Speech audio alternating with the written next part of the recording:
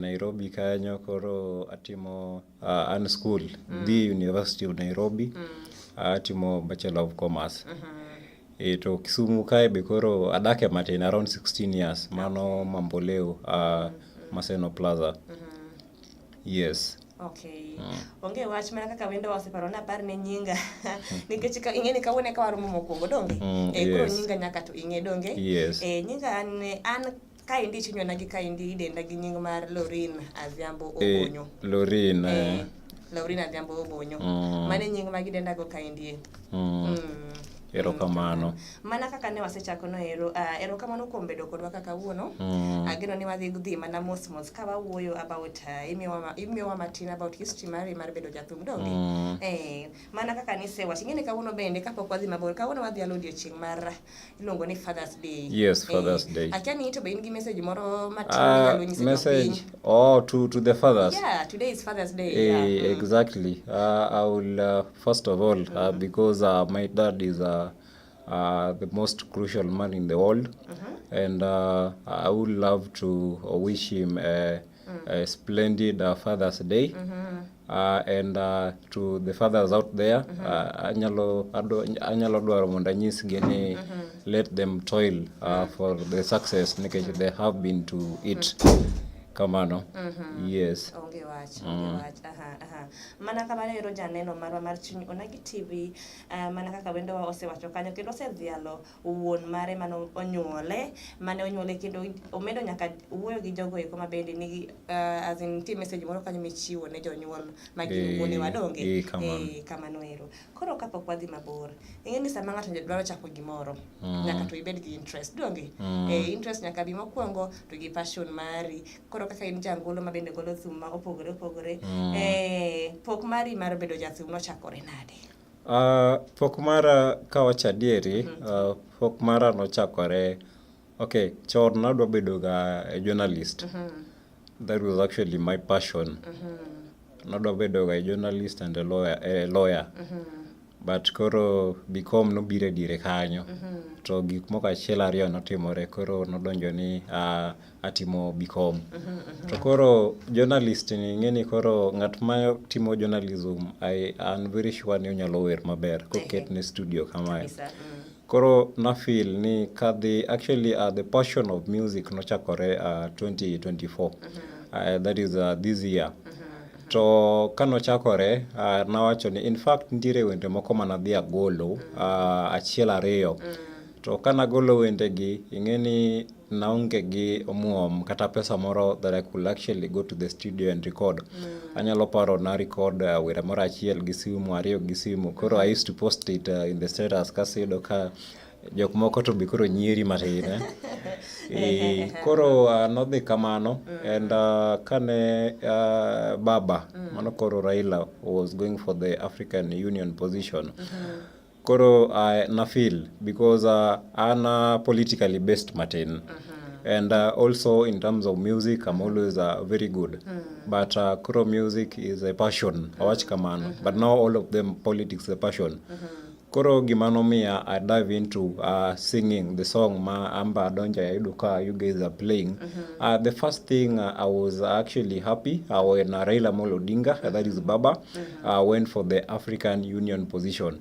So I was actually inspired by the Raila's long-standing commitment to the democratic principles and a vision for actually one united Africa. And that is, they say Africa is our business, and Kenya is our thing. So just like the way the President, Honorable William Samoei Ruto, or Mudavadi, during a session that was attended, Manobedo attended ile ya kuchagua secretariat. Mudavadi says that it is not a local thing, but it is a Kenyan interest and the national interest of Kenya. Koro gimano drive most to singing the song. Yes. Growing up, I observed Raila Amolo Odinga. Koro Raila ing'eni en janyanza. To asewinjo ka jok moko wacho ni nawero Raila for a personal interest. So mano is not the case. This is not local politics. It is Africa. Yes. And kane baba owacho ni nodwa dhi in the African Union position. I said there's no any other Kenyan mosetimo gini eri. And kata sani king'iyo in the internet, you write Raila for the AUC. It is not actually bragging because I have no authority to actually brag. But gimatemo wacho niya, wan kaka jopiny. I understand niya, the head of states are the people who are supposed to be voting Raila as the president, and that is actually included the president H. William Samoei Ruto. Koro at the end of the day, wan kaka wajopiny wanyalo mana supporte nikech kata jonagi wacho ni ng'anyo moro biro bedo Addis Ababa ka Raila okomi the AU, the African Union position. Yes, definitely that. Koro aneno ki doje nyaka matin about politics matin nikech iwacho kanyo ni in jasiasa ki. Jasiasa matin. Koro mano beno kidwa weyo chien donge. Yes. To koro kaka kawuono ni wan kodi kaka jathum ma ugolongolo kanyo ero kendo isewacho na gimomiyo ne iyamwa ma iwero baba. To en gima ber sana nikech ing'eni jothumbe mang'eny osebedo ka golo thumbe ka giwero godo baba Raila Amolo Odinga. To in koro ibiro mopogore nikech ing'eni adier gibiro gi interest ma opogore donge. Koro mano gima ber itimo maber kuom golongolo machal kamano nikech en gimoro ma ji wuoye sana nikech you are the first person mokwongo golo ne baba ngolo kotenore gi wach mare mar dwaro ngulu mar African Union. AU. Koro ka wadhi mbele gi twak wa makawuono kendo nitie penjo mabende wapod ada penji ka indie. Sani isewacho ni jasiasa kendo koro in jathum. Nitie gino ero mabe itimo kendo mopogre gi bedo jathum apart from siasa mabende isebulonwa matin kanyo ero. Gimanyalo wacho, I'm a student right now. Yes. At the University of Nairobi. I'm a fourth year. My pursuit to students' excellency is actually of a great achievement. And I always be inspired in terms of academics by the likes of Akina Honorable Bobo Owino. Actually, Owino is my political and my academician. That is, I can say that. Yeah, because at the end of the day, even if people say, and then my political man, the biggest man is H.E. William, not William, but Uhuru Kenyatta. And that is why I was actually considering him being the best president of the Republic of Kenya. Yes. Koro gimatimo actually right now, all what I can say that I'm a student, a university student at the greatest university in the world, University of Nairobi. Yes. Onge matek kwa onagi mana kaka ne wasewacho ni mae wendo wa makawuono mabende wan gode twak ka indie wendo wani en jagolo amedo mana paro ni en jagolo en jasiasa iwinjo en jasiasa to kendo nitie weche moko mang'eny mabende odonje kata chan nikech mana kaka isewacho no ero ni kata mana school kata chande mana University of Nairobi donge nitie kunego eko mabende imako motegno donge. Mana ka wadhi mbele matin wamedo mana paro ni ma endi en wang' jowi mar chuny Onagi TV kendo hapa ni ka wadhi ywe matin to kendo wadhi duogo ka wadhi mbele gi twak marwa donge. Wewa modh mana pi matin kasto waduogo bang' dakika machuok kik idhi mabor.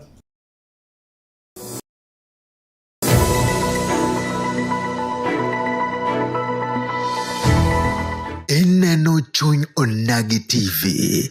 Chuny Onagi TV. Adundo Jaluo.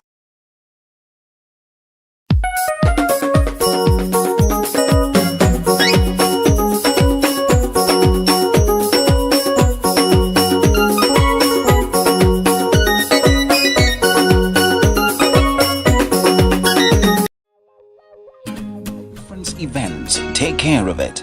Weddings. Koromoga Juan, ma NC Kenya. Kamora mora ma intie wakwai mondo mi med neno Chuny Onagi TV nikech ma en adundo Jaluo. Kama Chuny Jaluo iweyogo en mana Chuny Onagi TV. Kamora mora ma intie, follow them, like, share programs magi nikech gikelo puonj mabeyo kendo gitimo programs makare magero oganda wa kendo timo oganda wa mag Jaluo. Kamora mora ma intie, wamed neno Chuny Onagi TV nikech ma e adundo Jaluo. Do you have a special event coming up? Let Ufriends Events take care of it. Weddings, corporate, funerals, anniversaries and parties. We create instantaneous venues. No event is too big or too small. We provide events management, tenting decor, floral arrangement, catering, hiring of utensils and executive mobile toilets. Ask for our white dome tents. Call today to schedule your free consultation and site evaluation.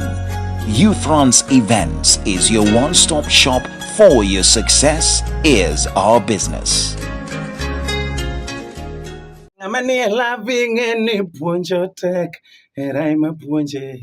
Mani erai any chiko tek, erai ma chike. Ngamani loving any punjo betek, erai ma punje. Gadira love yero kende. Oyiero toto jaber. Hai kwara mogi man Fredi Jakadongo Madisco. Ar Chunyo Nagi TV, aero neno Chunyo Nagi TV adundo joluo. Nikech mae e kama jothumbe te, mae od jongoma, mae e kama promote jothumbe, mae kama wayude puonj makare, mae kama wawinje thumbe wa manyasani gi manyachon. Mana ka med ero chenro mar Chunyo Nagi TV, kete mane Chunyo Nagi TV adundo joluo. Wan kanyakla. Joka Nyanam, ma en Chuny Onagi TV, kama joluo chokore adundo. Ma en Nyakusa Nyamama Nyamaro, the only Dudu queen existing. Watiyo tije kaka mag campaigning for girl child education, campaigning against gender-based violence, to gi mamoko. To magi duto, iyudo mane Chuny Onagi TV. Chuny Onagi TV, adundo joluo. Warwako u Joka Nyanam duto. Chuny Onagi TV, adundo jaluo.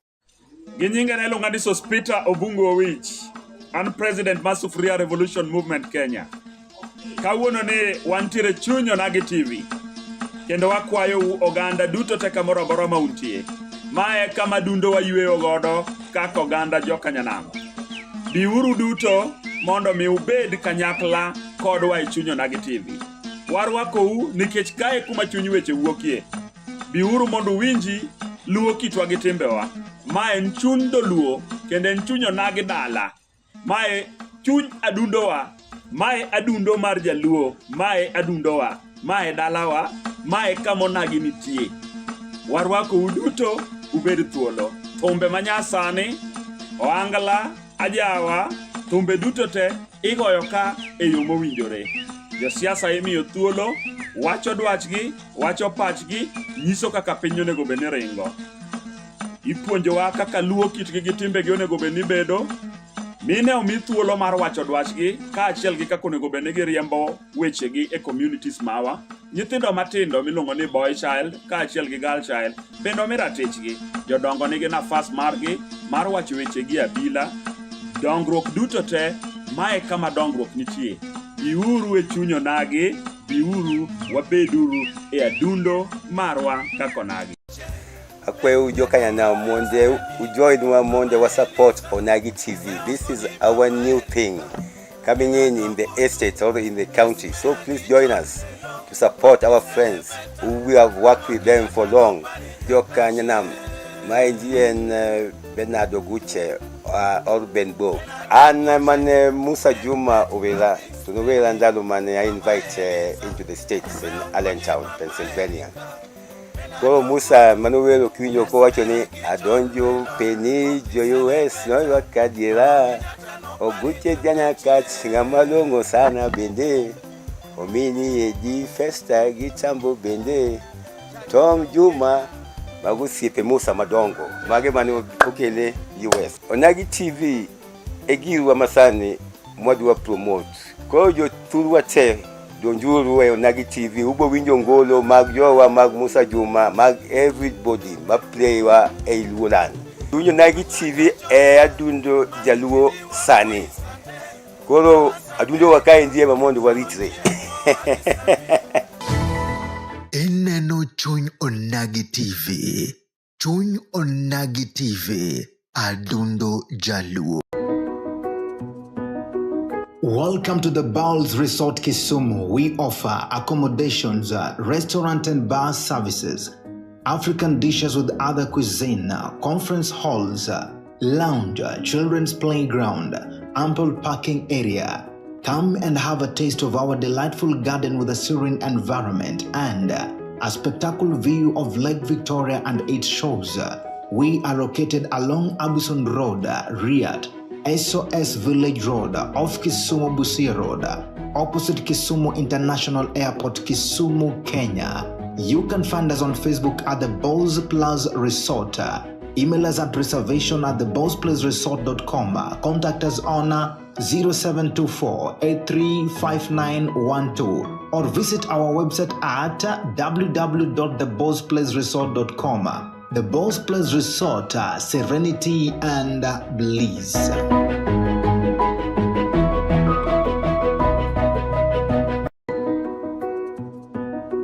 Welcome to the Bowls Resort Kisumu. We offer accommodations, restaurant and bar services, African dishes with other cuisine, conference halls, lounge, children's playground, ample parking area. Come and have a taste of our delightful garden with a serene environment and a spectacular view of Lake Victoria and its shores. We are located along Abuson. Nyinga en Valentine Anyango Tieno, Agal Toto, Apoyo Tinto Gorude, Opuko Chaluri, Sandan Tinto Pokaki. Ane woman rep Matthew Kisumu County ka, kendo as the people's woman rep, adwa invite ute, mondo watch Chuny Onagi TV. Adundo Jaluo, my Indian station, is being run by young people, and I want to invite all the young people, mondo make sure ni watch Chuny Onagi TV. Gintiere gi YouTube live, gintiere gi Facebook live, e Chuny Onagi TV. Chuny Onagi TV nitiere Facebook live, gintiere YouTube live, and I like this platform because it is a platform my young people birogo to provide a platform for other young people. Watch Chuny Onagi TV.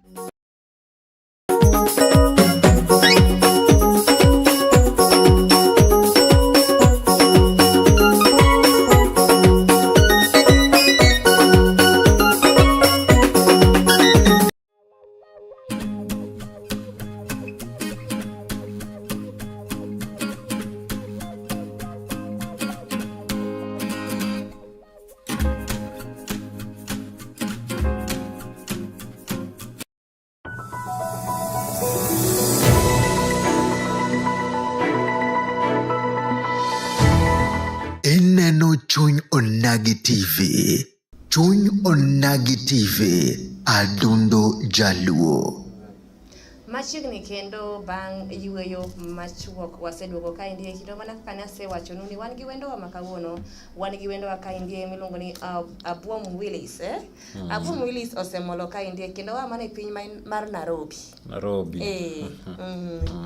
Kendo seche pede dala ma Kisumo kaendi kendo wan kode kaka achiel koa e TV mari kata wang' jowi mari ma ihero mar Chuny Onagi. Kane waya yueyo nitie weche go mane watwak kachiel nikech en jathum, en jangolo kanyo ero mabende owero wende ma opogore to maduong' mogik mane omako wang'wa en ngolo no ero mane ogolo ne kanyo ero Honorable Raila Amolo Odinga kotenore gi weche gi gombo mare mar kata dwaro mare mar bedo jakom mar AU. Koro kaka ne isewacho ni intie kaka in bende in jasiasa. Penjo mapenji sanie, bende olap dhogi ndong' ne dwaro kom moro amora e pacho kaendi? Erokamano kuom penjo question Lauren. Aparo ni youths are people who grow and they have ideologies and some of the ideas on how to do things. An wood karachuonyo kanjira. So wood karachuonyo maybe 2027 lakini 2032 obiro biro chung kom maduong' miluongo ni the member of parliament because kana dongo Homa Bay mano koro karachuonyo. Kanyalo wacho ni we are grateful for the land of Homa Bay. And personally, as a youth, I want to thank the governor of Homa Bay County, that is Honorable Gladys Atieno Wanga, for the developments. Today in history, Homa Bay is recorded to the most developed countries that is actually seen from the leadership of or the government of Cyprian Achilos Otieno Awiti. I believe I want to maybe one day wake up and see the children going to school, they have enough water. Water sensitization. I believe ni chieng' moro abro chiewo karachuonyo. It's all about hope. Where I believe ing'eno kin karachuonyo nitie kuma iluongo ni Goduma. To Goduma is where the omena traders wake up every day and look on the upper hill, counting on the eastern side that today is a day. I want to wake up where a day will come whereby we will see the farmers. They have enough agricultural products. They have enough farming inputs. A lot of investing in education, because I believe that's actually the most crucial thing in the society of this nation. I mean, in the society. I also want to see the construction of roads. Because if you look at my place, Homa Bay, right now, not Homa Bay, but I'm talking about Karachuonyo. And then, to what extent have the MP of Karachuonyo taken and the measures to deal with the climate change? Because I believe it is something that is most crucial. And Joneno, Adwa invite to a climate change summit. That is a student climate change summit that is going to happen in Kasipul Kabondo on 12th of next month. We are coming there fully, and we believe we are going to change Homa Bay to the best place that it's actually being, because kane wango donjo, we believe the women empowerment to sani wanano kotimo. Koro maybe in 2032 I'll actually be considering certain maybe a position as the MP of East Karachuonyo. Okay. Yes. Okay. Mana kama ero janeno mara mar Chuny Onagi TV, mana kama ero wabedo mana paro ni ma en jangolo kendo en jalno ero mabende ja siasa, to nitie weche go koma bende olap ama kude go koma olap dhoge ndong mabende oparo ni kapo ni omiye kanyo ero iwacho ni MP. Yes, the MP go koma bende igombo ni mondo ibi lok kata chabino no kokdhi maber mi paro ni inyalo loko kaka in owuon dongi. Koro mana ka wadhi mbele nitie jogo koma bende ose oro ote margi ka indie, wan ka indie gi Nyariro Dickson Junior, rwako kanyo Cleo journalist, wan kanyo rwako Cleo journalist, rwako Asha Obuola Wando, rwako kanyo Ameda Japrado, rwako kanyo kendo Atis Pesa, Judo Nyathi Kisumu, Sivo Dida, kendo wan ka gi Jakano Kabonyo Jagita. Wacho kanyo neno makare, jakano kanyo pod medo wacho ni an kanyo era budho yomo. Okay. Mago eko gin ote ma pod medo mana donjo kachiel ka indie. Ka wadhi kendo, bende nitie koro kaka koro jangolo. Nikech ka indi koro in ja siasa to in jangolo be. Bende nitie jogo eko ma diher ni mondo iti godo weche gi mag golo thum. Kata kantie jogo mibe mondo igolo godo iluongo na igolo godo pado moro ero mago actually gima believe ne music art playing a certain message or information to the people. So in terms of making a playlist or having, do we call it a collabo? Well, Adwa maybe make it very clear. If I do any song, apparently anyalo time of a political gain, to at least connect me up with politics. Because ka joneno nadwa nyiso ni natiyo gi ohangla beat. Mano is actually to create a rhythm. Nekechingene the likes of Akina Prince Inda, gitiyo gi Oangla, and Oangla actually in the Luo nation, orichga a lot of people. It has a way of conveying message to different people. Kasto naja believe neji oero Raila. Nyanza is for Raila Molo Odinga. That is 99.9%. The 0.1% is basically out. Wach kamano. Samoro nyalo bedo jowa moko machielo ka. Lakini koro natiyo gi mano, at least kano kaweri gi dholuo, nikech this was an African thing. Ng'at moro mantiere the African countries machalo kaka, nikech king'iyo werno mentioned a lot of countries including South Africa, Uganda and other friends. Madhimiyo Raila, I mean other countries friends, states Madhimiyo Raila this AU position. Kora believe ni katiyo gi ng'ato, anyalo tiyo gi ng'ata. Bedni in ng'awa and whatever, mimi siwezi bagua mtu yoyote. ya ila ya kwamba tumeimba wimbo that can convey a message to the people not only in Kenya but now globally. Okay. Yes. Okay. Kendo ka wadhi nyime nikech mae ngolo ma bende isegolo ne kanyo Raila Amolo Odinga e dwaro mare kata gombo mare mar bedo jakom mar AU. Nitie gigo eko ma bende diwach achiel ariyo adek ma digomb ni mondo otim ne jopiny kata mana rowere kaka koro in jasiasa ma bende nie siasa ma pod tin to in kanyo jangolo bende. Nitie gigo eko ma iparo ni Honorable Raila Amolo Odinga nyalo biro timo kapo ni oyudo kom mar AU. Ago erokamano. This one I will start it with addressing maybe Babu Owino, wherever his supporters may be, or those friends of him. Babu Owino is a great youthful leader. He has done a lot to the country, and not only the country but Africa at large. If you look at, I met Babu Owino in the parliament, not in the parliament, but an African climate summit change at the University of Nairobi. Yes. And when I looked at him, he has a vision, he has a leadership. And that is what is actually was being displayed in Nyanza, that Babu Owino is taking a much way part in Nyanza. Yes. Koro, on what Raila has actually done to the people of Kenya, maybe I personally as a youth, there is this thing to do with that he actually pledged. One of them that, if I may start of this, is actually economic development and the youth empowerment. I believe as a strong, Raila himself has a strong desire to address the issue of brain drain. This brain drain will create a lot of opportunities to the people of Kenya and the people of Africa. Because basically, just like I said, Kenya is, okay, Raila is fighting for Kenya's interest in the African Union. I mean in Africa, something of that. Now, when he addresses the brain drain, this will actually, because right now, if you look, I was actually attending the parliament yesterday, the CS actually introduced a new bill. The bill that was actually introduced, that is the finance bill, there were actually allocations of billions of money for creation of youth employment.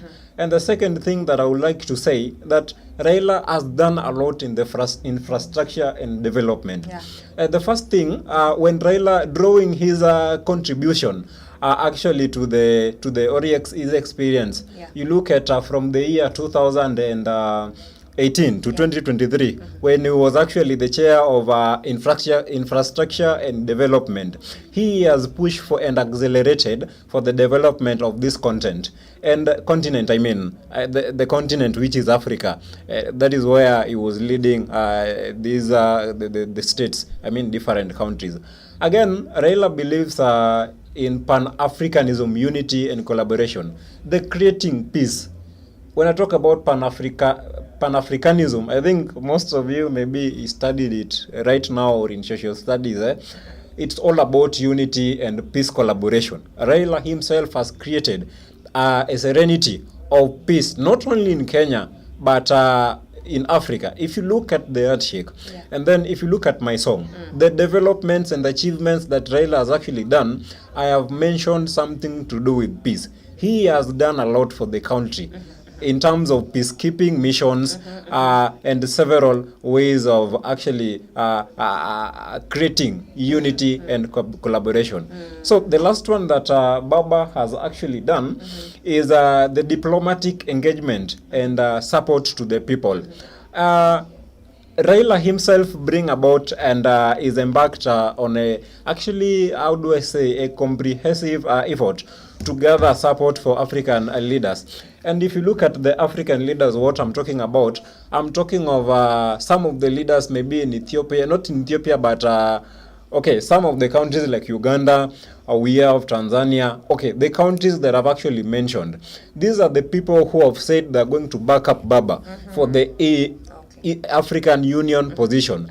The likes of Akin Obasanjo, that is actually the president of Nigeria, and the president of Kagame, that is president of, Rwandan president Paul Kagame. He has actually impacted because he knows Raila plays a role in the diplomatic relationship and engagement and also the support. Thank you.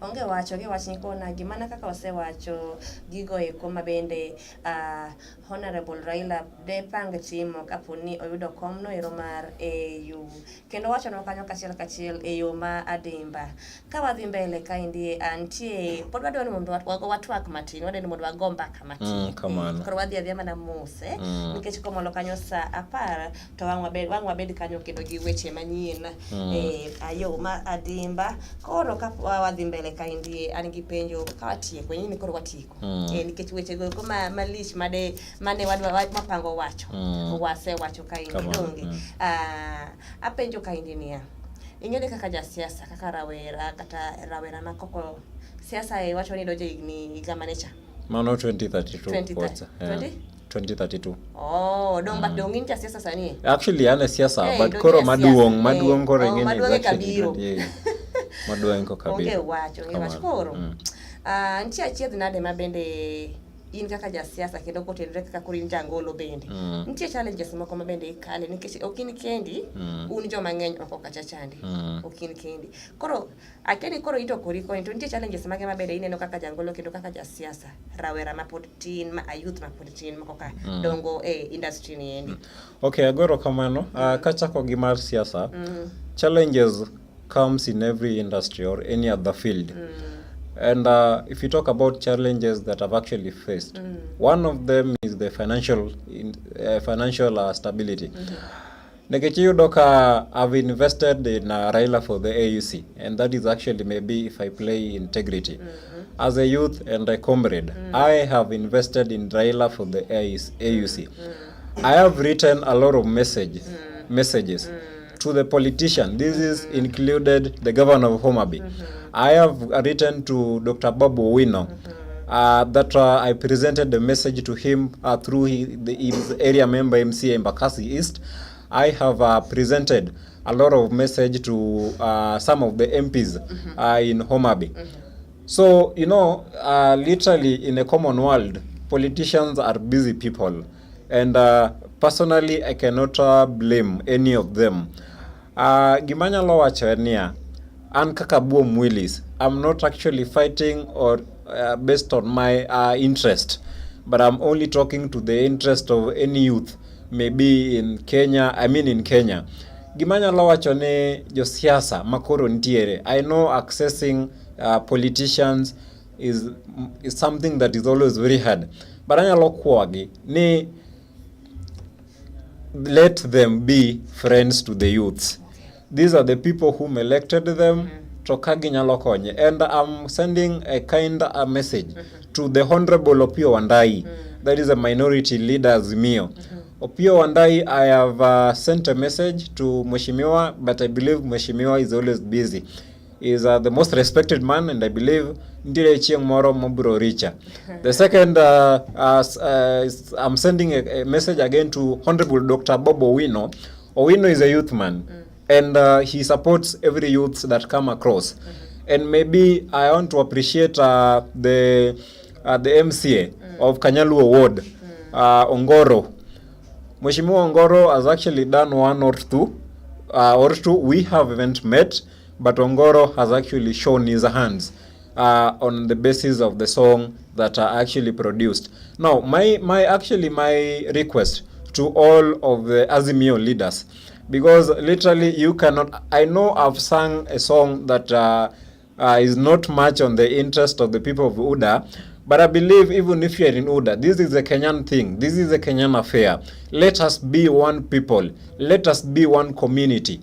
I may request that this song of mine to be played globally, not only in Kenya, but globally, like some of the countries that are actually supporting Raila, the likes of Akina, Uganda, Ethiopia, and some of the countries that I will not mention right here. And again, this is again a message that I'm sending to Azimio, the ODM members. Any MP, any MCA, I want to send a message, a kind message to them, so that they may listen to me, to what this song is all about. I know I've not sung it in Luo. Luos love themselves, but I've not sung it in Luo. because I'm so sorry, Luos, but I was passing this message. We are all Baba's fans. But I was actually supporting Baba in the global through this democratic process that is about to happen in January. So I believe from today and henceforth, ile wakati, in fact, the Kisumu governor Anyang' Nyong'o, she is a deep state of Azimio. So I'm kindly requesting, if any case this message can reach to Mheshimiwa Anyang' Nyong'o, Professor, let him kindly put me, hata kama ni ile chai ya shilingi 5 we can share through yes, thank you. Onge matek ni kwa onagi wabedo mana paro ni ma en wang joy mari mar Chuny Onagi TV to wendo amaka un ne godo kaindi en Abuom Willis, Honorable Abuom Willis. Kendo wasego kode mbaka kaindi wasebedo ko atwak kaindi nyaka koro wadhi ka watieko kendo wachiegni tieko gi twak mane wadhi godo mbele kaindi. Nitie penjo madwari moda penji lakini wamodh pi matin kasto wabiro twatieko waloro chapter ni donge. Kiki dhi mabor gi kwa Onagi ma endi en Chuny Onagi TV adu.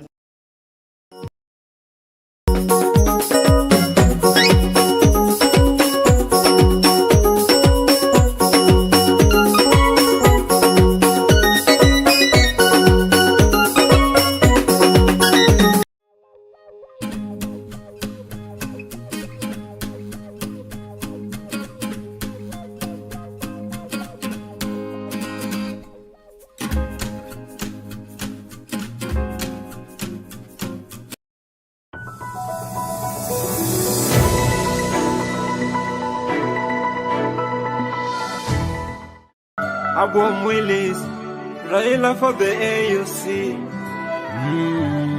Pronyista kwenye beats. Afrika, ninao ujumbe. Afrika, ninao ujumbe. Raila Amolo Odinga alitangaza kuwania kiti cha AUC. Raila Amolo Odinga alitangaza kuwania kiti cha AUC mnamo tarehe 19 mwezi ni wa pili. Mnamo tarehe 19 mwezi ni special event ya koromoga jwang ma NC Kenya kamora mora maintie wakwai mondo mi med neno Chuny Onagi TV nikech ma en adundo jaluo. Kama chuny jaluo iweyogo en mana Chuny Onagi TV. Kamora mora maintie, follow them, like, share programs magi nikech gikelo puonj mabeyo kendo gitimo programs makare. Welcome to the Bowls Resort Kisumu. We offer accommodations, restaurant and bar services, African dishes with other cuisine, conference halls, lounge, children's playground, ample parking area. Come and have a taste of our delightful garden with a serene environment and a spectacular view of Lake Victoria and its shores. We are located along Abuson Road, Riyadh, SOS Village Road, off Kisumu Busia Road, opposite Kisumu International Airport, Kisumu, Kenya. You can find us on Facebook at the Bowls Plus Resort. Email us at reservation@thebowlsplusresort.com. Contact us on 0724-835912 or visit our website at www.thebowlsplusresort.com. The Bowls Plus Resort, serenity and bliss.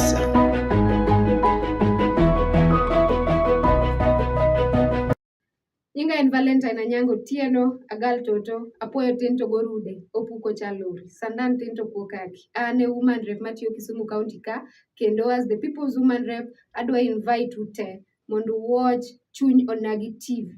Adundo Jaluo, my Indian station, my is being run by young people, and I want to invite all the young people, mondo make sure ni watch Chuny Onagi TV. Gintiere gi YouTube live, gintiere gi Facebook live, e Chuny Onagi TV. Chuny Onagi TV, nitiere Facebook live, gintiere YouTube live, and I like this platform because it is a platform my young people birogo to provide a platform for other young people. Watch Chuny Onagi TV.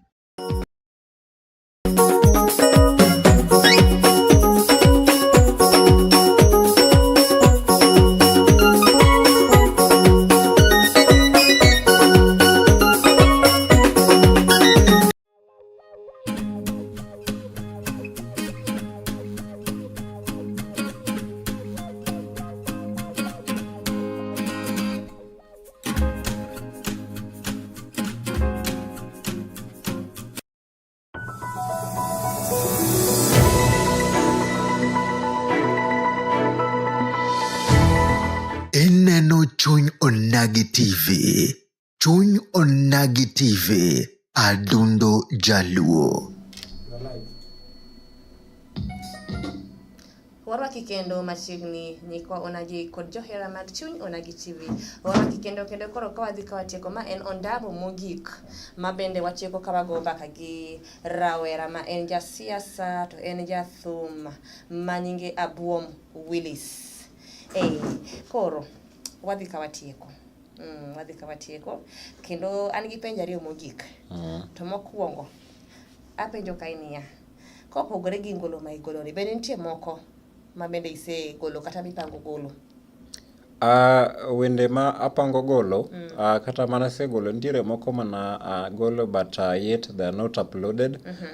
And secondly, nantiere gi one of the achievements moro magombo mondo atim, though ok en achievement, but odhi bedo achievement mbele kucho. Adwa golo thum moro iluongo ni Youth of Kenya. Because na neno ka I'm trying to depict a picture that portrays mbele kanyo kaka youths are actually suffering loss of job opportunities, employment and others. Yes. Mano kanyo kotenore gi wende ma pod ipango golo ma bende jiwo rowere. Yes. Onge matek kendo koro ka wane penjwa mogik. Mijiwo mane ma igombo miyo rowere? Rowere kanyore kotenore gi pado mari ma igolo ne Raila Amolo Odinga. Okay, kanyalo wacho ni mokwongo mijiwo mara wer Raila no, nagole mondo at least no highlight the importance of strong visionary leadership. Kawacho leadership, I believe ni youths mora maneno ko kanyo. If I talk about leadership, abaro ni karibu gitagin leaders. So they can lead somewhere, only ni pok ging'iyo realization margi ni ginyalo lead. Kata ingeni inyalo kata lead dhiang'. Idhi kwae mani lead, there is a very big difference. Yes, koro nadwaro mondo listeners makoro winjani to gibed inspired by Raila story, to support Raila stories, and not only Raila stories but support the leaders ma are actually committed to the progress of making Africa actually a better place. Koro message menyalo oro ne jo youths ma onoko kanyo. Ang'eni youths nigi talent mang'eny ma ginyalo timo. To kiro gima nyalo nyisogi ni let them work tirelessly. Ing'eni ndalo iwachoga ni work smart, not hard. You work smart. Koro ananyalo kwayo ni ka ng'ata nigi talent mora motimo. Nikech I believe ni not all of them they have realized their talents on what they can do. But aparo ne gin gi gigo eko. Maybe moko feel ni kaka an kana chako thum 2024 naparo ni neonge ng'ama nyalo supporta in terms of financially. But nyaka sani an onge ng'ama osemako lweta. Mana apart from Mheshimiwa Jeff Ongoro, the MP, at least nomako lweta matin. Anyalo agone erokamano. Koro gima timore ni you never know. Just put everything unto God, pray so hard, because at the end of the day, you never know what's going to behold you. Inyalo yudo ng'at moro manyalo konyi mondo motimre nade, okonyi support, because this is a world of helping people, and that is why I'm passing a message. Maybe anyalo wacho ni I've played part in the humanitarian maybe position Martin under the UN United Nations. To gimana duoga fwenyo ni to make a world a better place, it needs the youth. These are the same people manyalo timore nade, manyalo keto piny obed kumoro ma a better place. Yes, definitely. Okay. Kendo ka watieko ka indi achiel kachiel adhi mana penjeri to. Kunde mo anyalo yude wende gieki kata kapo ni ng'ato kawuono dwani mondo winj golono maber mondo odhi owatch maber, onyalo yude kanye? Agwero kamano kuom mano jowinjo mane gima chanda kabisa. Nikech iyudo ni if you compare me with Janabi kata Prince Inda, sani kata kogolo thum ni odhi e cho, kata golo thum ni odhi e market, ji bro follow seriously. Nikech en ng'a oseng'e, he has built a brand that is actually known by everyone.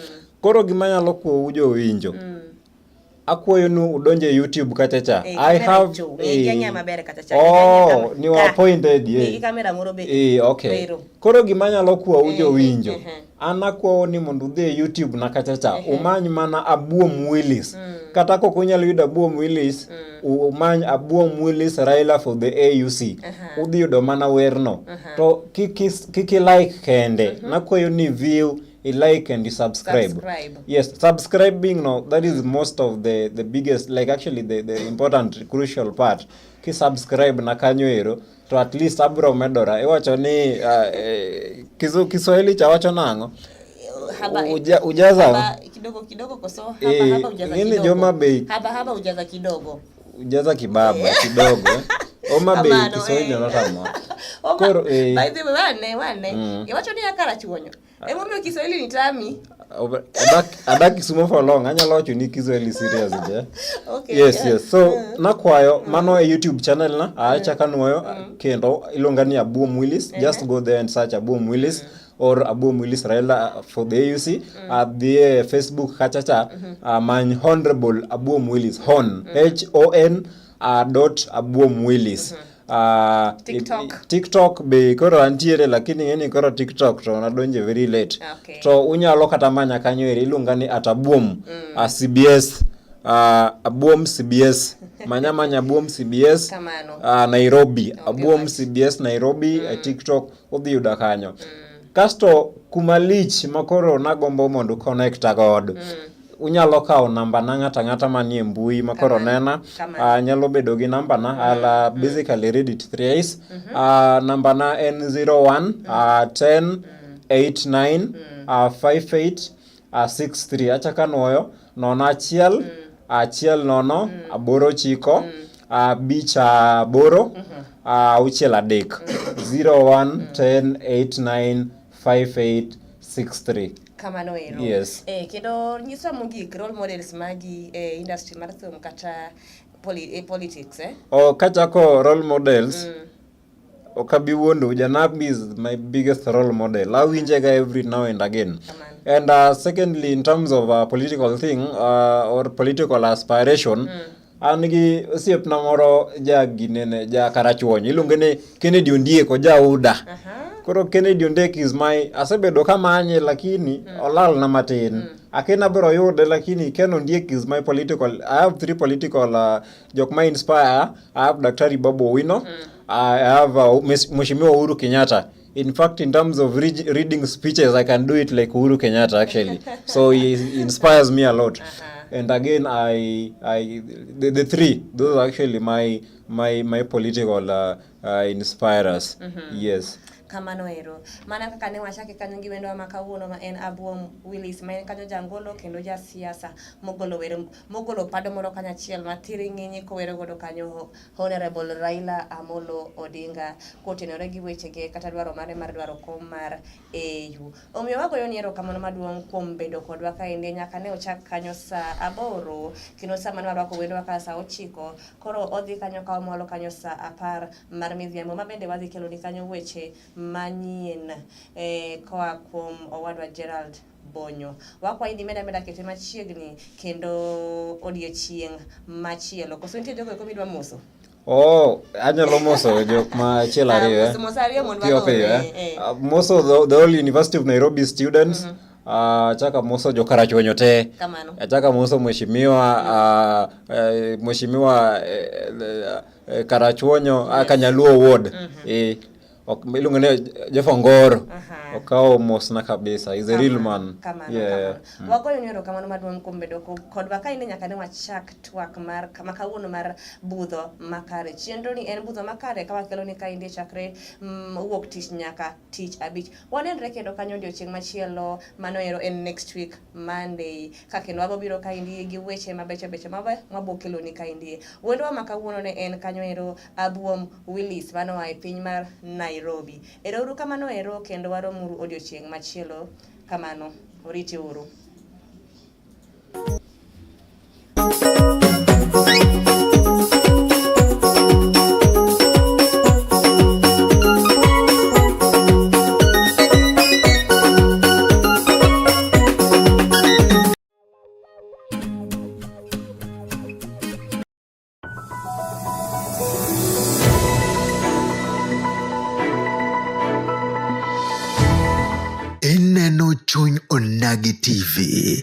Chuny Onagi TV.